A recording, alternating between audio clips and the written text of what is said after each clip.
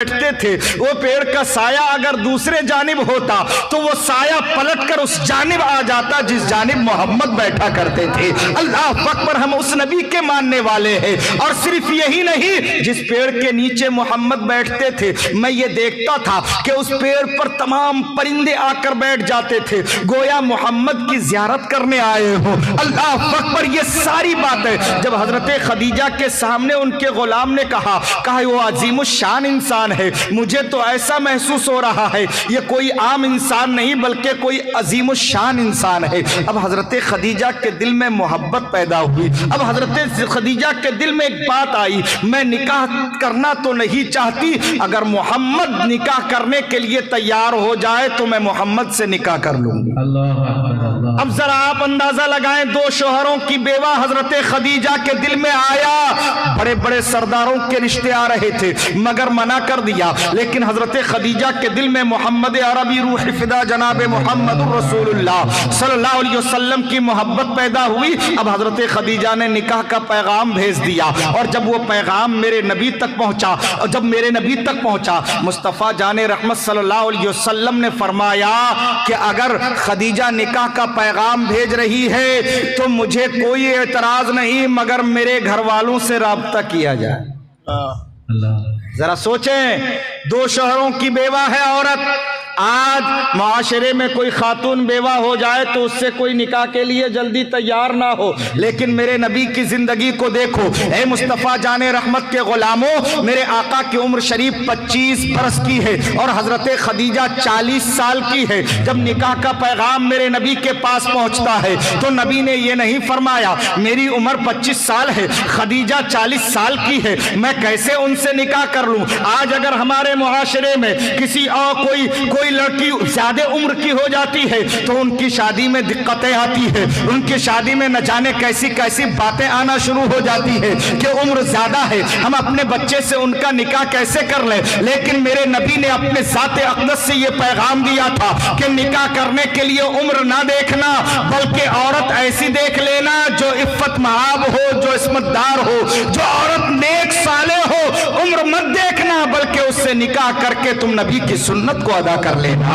अल्लाह अकबर, मेरे नबी ने फरमाया मुझे कोई एतराज नहीं, मेरे घर वालों से राब्ता किया जाए। और जब घर के बड़ों से पूछा गया कि खदीजा ने अपने निकाह का पैगाम मोहम्मद के लिए भेजा है तो घर वाले भी इतने शरीफ कहने लगे अगर मोहम्मद को पसंद है तो हमें कोई एतराज नहीं, अगर मोहम्मद को पसंद है तो हमें कोई एतराज नहीं। जब दोनों तरफ से मामला बन गया तो मेरे आका जनाब मोहम्मद रसूलुल्लाह सल्लल्लाहु अलैहि वसल्लम का निकाह हजरत खदीजतुल कुबरा से हुआ जो 40 साल की उम्र पर थी और मेरे आका की उम्र शरीफ 25 बरस थी। और जब हजरत खदीजा से निकाह हुआ, बेशुमार दौलत लेकर हजरत खदीजा आई और जब दौलत लेकर आई तो नबी करीम जनाब मोहम्मद रसूलुल्लाह सल्लल्लाहु अलैहि वसल्लम के कदमों में लाकर तमाम दौलतों को ढेल देती है और कहती है मेरे सरताज ये दौलत सारी मेरी थी, इसकी मालका मैं थी और इसके देख रेख की जिम्मेदारी मेरी थी, मगर अब चूंकि मैं आपके निकाह में आ चुकी हूँ,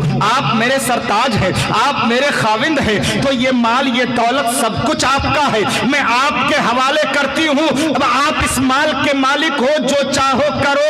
अब जरा गौर करो, हम और आप में से होते तो उस माल को समेट कर बड़े अच्छे तरीके से रख देते और कहते बड़ा अच्छा हुआ इतना सारा माल आ गया। और आज हालात ये भी है कि मालदारों के घरों को ज्यादा झांका जाता है, मालदार घरों में रिश्ते पहुंचाए जाते हैं। माँ बाप की नीयत ये होती है कि मेरे बच्चे का रिश्ता वहां लगे जहां से ढेरों दौलत आ जाए, जहां से गाड़ी भी मिले, कार भी मिले, जहां से जहेज के अंबार आ जाए, जो औरत ज्यादा लेकर आए उसी से रिश्ता किया जाए। लेकिन आओ मुस्तफ़ा जाने रहमत के दीवानों, नबी करीम जनाब मोहम्मद रसूलुल्लाह सल्लल्लाहु अलैहि वसल्लम की जिंदगी को देखो। मुस्तफ़ा के पास हजरत खदीजा बेशुमार दौलत लेकर आई और तमाम बीवियों को यह पैगाम दे रही है खदीजा कि बीवियों देखो, जब मैंने मोहम्मद अरबी से निकाह किया दौलत मेरे पास थी और इतनी दौलत थी कि अरब के लोग उस दौलत को पाने के लिए न जाने कितने लोग निकाह का पैगाम भेजे, मगर मैंने तमाम लोगों के निकाह के पैगाम को रिजेक्ट किया।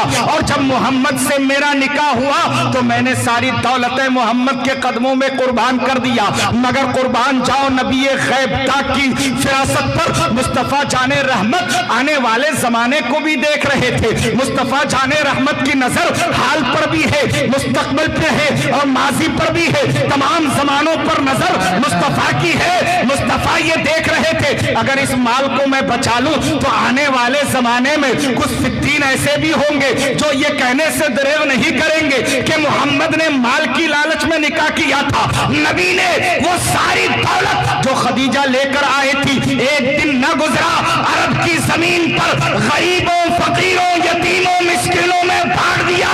میرے نبی نے اپنے پاس کچھ نہ رکھا، سب ختم کر دیا۔ نعرہ تکبیر، نعرہ تکبیر، نعرہ رسالت، نعرہ رسالت۔ مصطفیٰ جان رحمت کی زندگی چلتی رہی، سب ختم کر دیا، سب دولت بانٹ دیا، اور جب سب فقیروں کو، غریبوں کو، یتیموں کو، مسکینوں کو دے دیا، حضرت خدیجہ دیکھ بھی رہی تھی کہ یہ دولت میں نے ان کو مالک بنا دیا، یہ تو سب بانٹ دیا۔ آج اگر ہم میں سے کوئی ہوتا تو فوراً عورت کھڑی ہو جاتی اور کہتی کیا کر رہے ہو، یہ دولت میں اپنے میکے سے لائی ہوں، تم بانٹنے والے کون ہو؟ مالک بنا دیا تو تم بہت بڑے ہو گئے اور تم نے بانٹنا شروع کر دی۔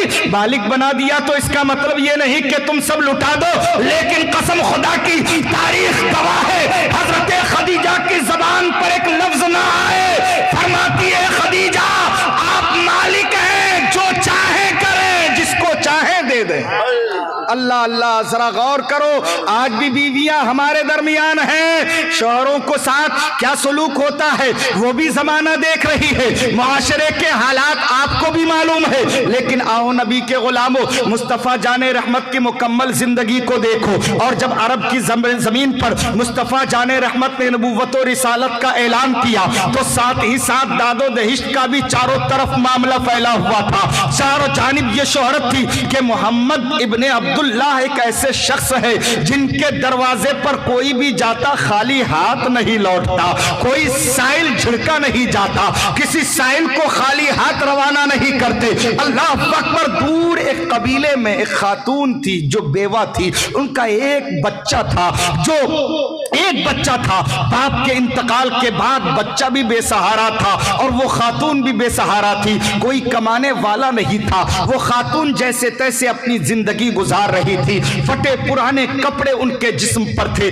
بچہ نے جب اپنی ماں کے جسم پر پھٹے پرانے کپڑے دیکھے، بچہ تڑپ کر کہنے لگا امی جان مجھے یہ گوارا نہیں کہ آپ کے جسم پر یہ پھٹے پرانے کپڑے ہو، ماں مجھ سے دیکھا نہیں جاتا، آپ کے جسم پر یہ گدڑی اور یہ پھٹے پرانے کپڑے مجھ سے برداشت نہیں ہوتا۔ ماں کہتی ہے بیٹا یہ مفلسی ہے، تنگ دستی ہے، باپ تمہارا دنیا سے جا چکا ہے، اب میں کیا کر سکتی ہوں، تیری وجہ سے میں زندہ ہوں اور تیری پرورش کے خاطر جو بھی دقتیں مجھے اٹھانا پڑی میں اٹھاتی رہوں گی۔ حضرات ماں تو ماں ہوتی ہے، اللہ اکبر، مگر بچہ تڑپ کر کہتا امی جان میں بھی اس لائق ہوں کہ میں بھی آپ کے لیے کچھ کر سکتا ہوں۔ ماں نے کہا بیٹا تم کیا کر سکتے ہو؟ کہا امی جان کچھ نہیں کر سکتا، اتنا تو کر سکتا آپ کے لیے کہیں سے کپڑا لے کر آؤں۔ ماں نے کہا بیٹا کہاں سے لے کر آؤ گے؟ کہا امی جان اجازت دے تو میں اپنے چچا کے پاس جاؤں، چچا بہت مالدار ہے، ان سے کہوں گا کہ میرے ماں کے جسم پر پھٹے پرانے کپڑے ہیں،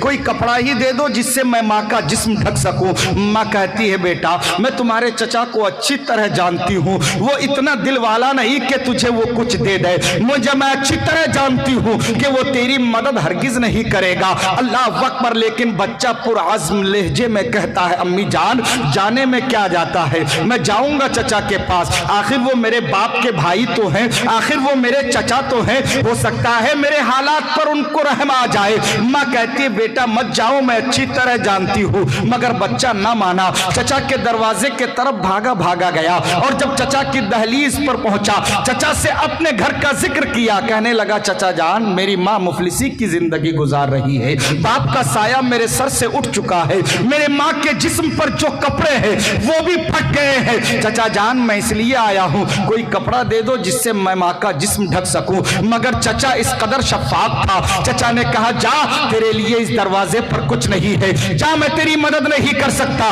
बच्चे को धुतकार कर अपने दरवाजे से निकाल दिया। बच्चे के आंखों में आंसू है, रोता हुआ बच्चा अपने घर की तरफ लौट रहा था। एक बुजुर्ग मिला, कहने लगा बच्चा क्यों रो रहा है। बच्चे ने अपने मुफलिसी की कहानी सुनाई, अपनी गुर्बत बताई और अपनी यतीमी का मामला पेश किया। उस बुजुर्ग ने कहा इधर उधर जाने की क्या जरूरत है, जा यहाँ से दूर थोड़ा सफर कर ले। अरब की सरजमीन पर मक्का में एक शख्स है जिनका नाम मोहम्मद इब्ने अब्दुल्ला है, उनके बारे में मैंने सुना है, उनके दर पर जो भी जाता है खाली हाथ नहीं लौटता।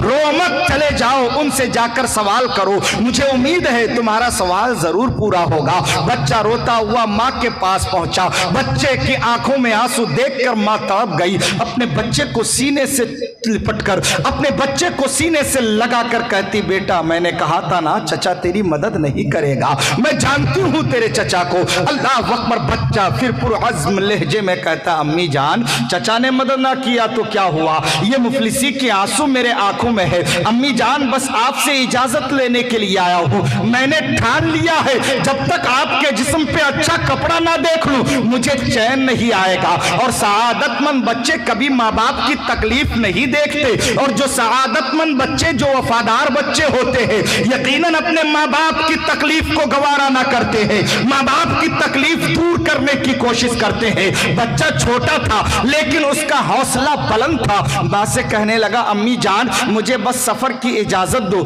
थोड़ी दूर पे मक्का है मैं वहां जाऊंगा, वहां एक शख्स है वह उनके बारे में मैंने सुना है कि उनसे उनके दरवाजे पर जो भी जाता है खाली हाथ नहीं लौटता, कोई भी साइल वहां से खाली हाथ नहीं जाता। माँ ने कहा किसकी बात कर रहा है तू? कहा अम्मी जान उसका नाम मोहम्मद है। अल्लाह अल्लाह इतना सुनना था। माँ चहक कर बोली खबरदार तू वहां नहीं जाएगा, मैंने सुना है तू जिनकी बात कर रहा है मोहम्मद जिनका नाम है उन्होंने नबूवत का ऐलान किया है, किसी एक खुदा की बात कर रहा है, वो अपने आप को पैगंबर कह रहा है और मैंने सुना है उनकी जबान इतनी मीठी है कि जो उनकी सुन लेता है उनका होकर रह जाता है। खबरदार तू मेरी अकलौती औलाद है, मैं तुझे देख देख कर जिंदगी गुजार रही हूं, अगर तू वहां गया और उसी का हो गया तो मेरी जिंदगी